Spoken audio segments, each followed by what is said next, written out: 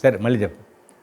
బహూనాం జన్మనామంతే జ్ఞానవాన్ మాం ప్రపద్యతే వాసుదేవస్య సర్వమితి సమహాత్మా దుర్లభః.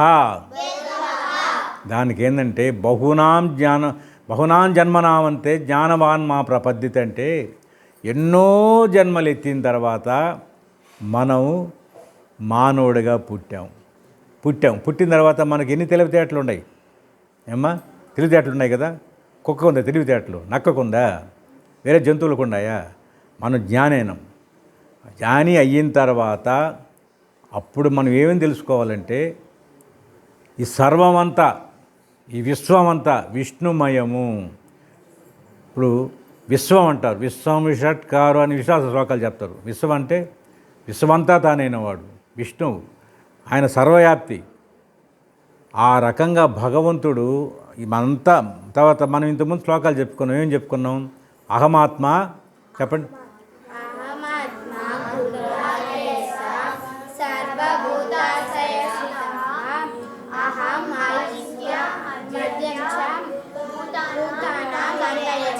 దానికి అర్థం ఏమిటి?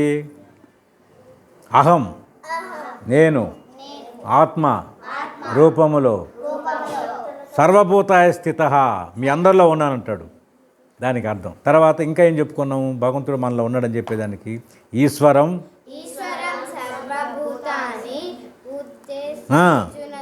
Very good.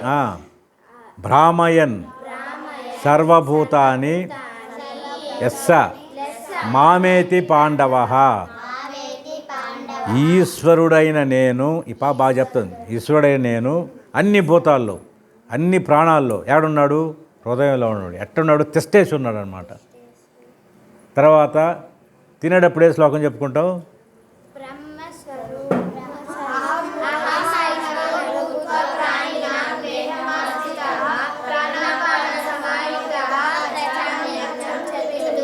దానికి అర్థం ఏమిటి?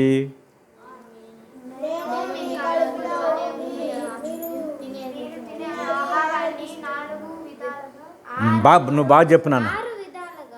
4 నువ్వు చెప్పు నాన్న, బాగా చెప్పు నాన్న.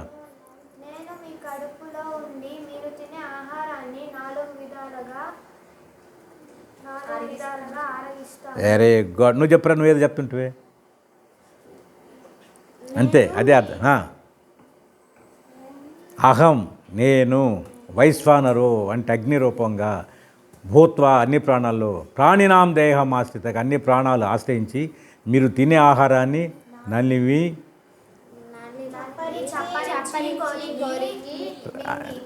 అన్ని రకాలుగా నేను తింటున్నాను చెప్పారు. కాబట్టి భగవంతుడు మనలోనే ఉన్నాడు కదా. బహూనాం జన్మనామంతే జ్ఞానవాన్ మా ప్రపద్యతే. ఈ శ్లోకంలో గురించి మీకు చెప్తూ ఈ శ్లోకాలు వచ్చాయి.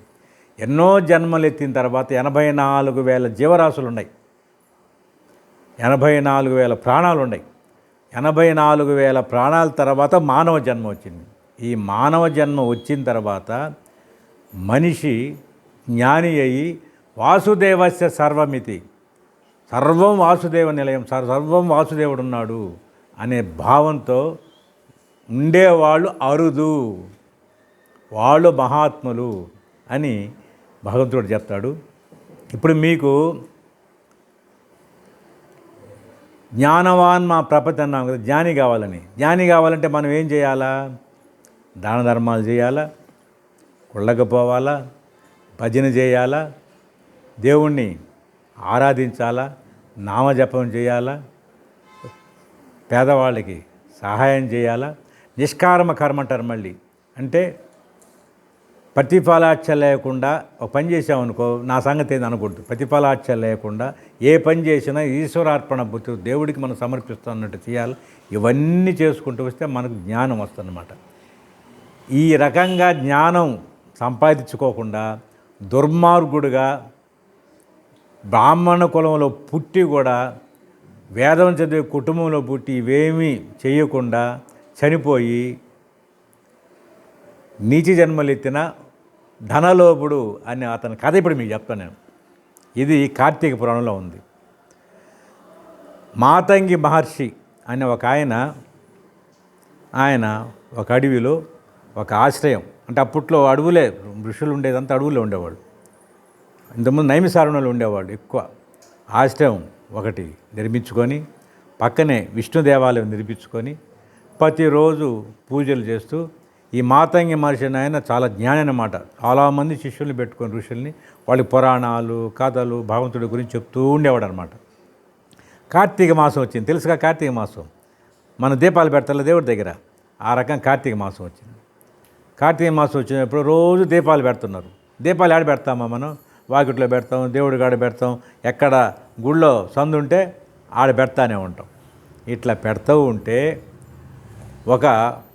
ఒక ముసలి ఋషి ఉండి, అయ్యా ఇట్ట దీపాలు పెడతాము బాగానే ఉంది, దీపస్తంభం అంటే ఒక స్తంభం మీద కానీ దీపం పెడితే ఆ పెట్టిన వాళ్ళకి వైకుంఠ ప్రాప్తి, ఇంక జన్మ ఉండదు ఇంకా, కాబట్టి అట్లా పెడదాము అని అంటాడు. దీపస్తంభం అంటే ఏం తెలుసా? ధ్వజస్తంభం అని ఉంటుంది గుడి దగ్గర ముందు ఉంటుందా, ఆ ధ్వజస్తంభం ఏంటంటే ఒక చెట్టు, మంచి చెట్టుని నరికి తీసుకొని వచ్చి దాని చుట్టూ వచ్చేసి లోహాలతోటి దాన్ని నిర్మిస్తారన్నమాట. కాబట్టి దీపస్తంభం తీసుకొచ్చి మనం దీపం పెడదాము అని అంటే, సో ఏముంది అప్పుడంతా అడుగులే కదా, ఋషులంతా పోయేసి బాగా మంచి చెట్టు, బాగా నున్నగా ఉండే చెట్టు చూసి నరుక్కొని తీసుకొని వచ్చి దాన్ని పాతి, ఆ రోజు పౌర్ణమి రోజు రాత్రి ఆ చెట్టు పైన దీపం వెలిగిస్తారు, నేతి దీపం వెలిగిస్తారు, నవధాన్యాలు పోసి పైన దీపం వెలిగిస్తారు. దీపం వెలిగించిన తర్వాత ఈ ఋషులు ఏం చేస్తున్నారు? మాతంగి ఋషి అనే నాలాగా పురాణం చెప్తున్నాడు, శిష్యులంతా మీలాగా వింటున్నారు, బాగా ఆనందంగా వింటున్నారు. ఈ లోపల పళపళ పళపళ పళ శబ్దం వచ్చేసింది. ఏందిరా అని చెప్పి అందరూ, అంటే వీళ్ళందరికీ పురాణంలో ఉన్నారు, ఏకాగ్రతలో ఉన్నప్పుడు బాగా వింటున్నారు. శబ్దం వచ్చేళ్ళకి ఏంటంటే బెత్తరపోయి కలయి చూస్తారు చుట్టుపక్కల. ఈ చెట్టుళ్ళ ఇరిగిపోయి చీలిపోయి మొక్కలైపోయి చిందర పందరగా పడిపోయినాయి. ఏందిరా ఇట్లా పడిపోయిందని చెప్పి చూసే లోపల ఆ మధ్యలో నుంచి ఒక అతను వస్తాడు. చెట్టు నుంచి ఒక మనిషి వస్తే ఏమనుకుంటాం మనం? ఆశ్చర్యపోతాం కదా, వాళ్ళంతా ఆశ్చర్యపోతారు, పిత్రపోతారు. అంతలో ఋషులే. అప్పుడు వాళ్ళు ఆశ్చర్యం నుంచి తేరుకొని అప్పుడు అతను అడుగుతాడు, ఓయి నువ్వెవరు, నీ పేరేమిటి, నువ్వు ఏ రకంగా ఈ చెట్టు నుంచి వచ్చావు అని అడిగితే అప్పుడు అతను చెప్తాడు ఏమని, నా పేరు ధనలోభుడు. ఏం పేరు? ధనలోభుడు.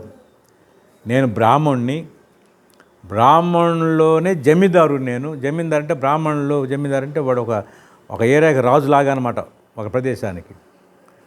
నేను సమావేశంలో ఉంటే, అంటే మామూలుగా ఈ రాజులు జమీందారులు వీళ్ళంతా ఏంటంటే మన మీటింగ్లు అంటున్నా ఆ రకంగా సమావేశాలు ఏర్పాటు చేస్తారు పెద్ద భవంతుల్లో.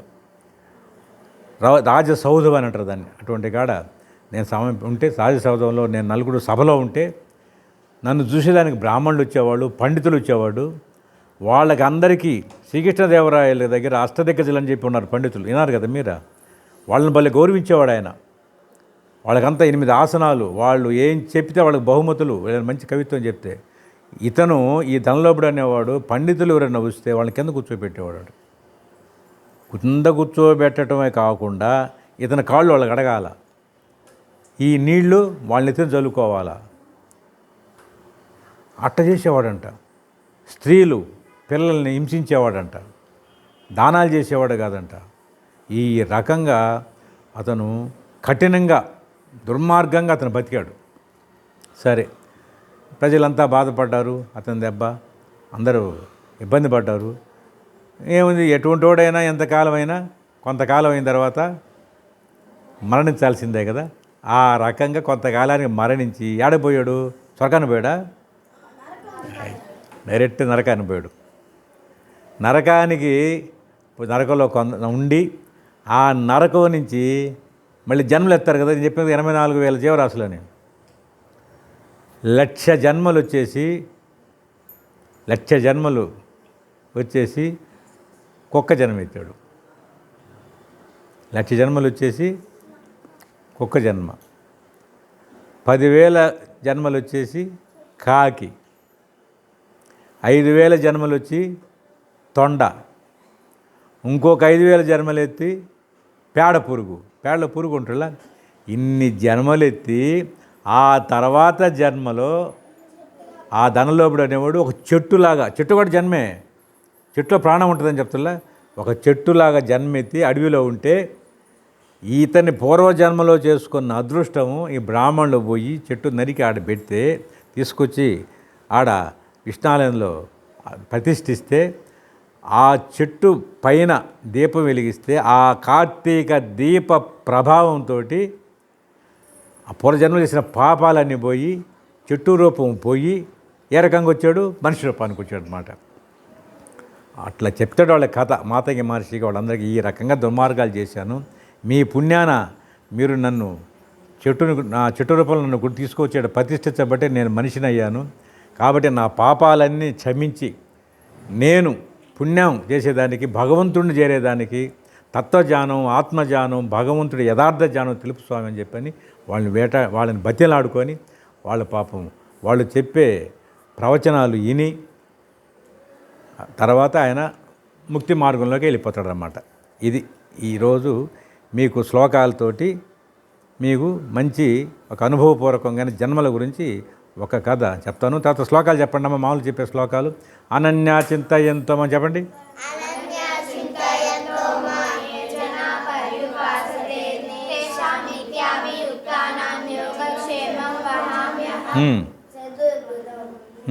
పరిత్రాణాయ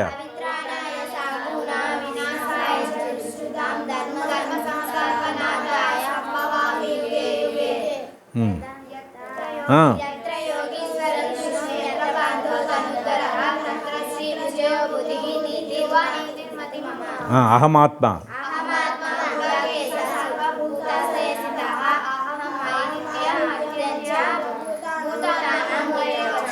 అనన్యా చింతయంతో మాం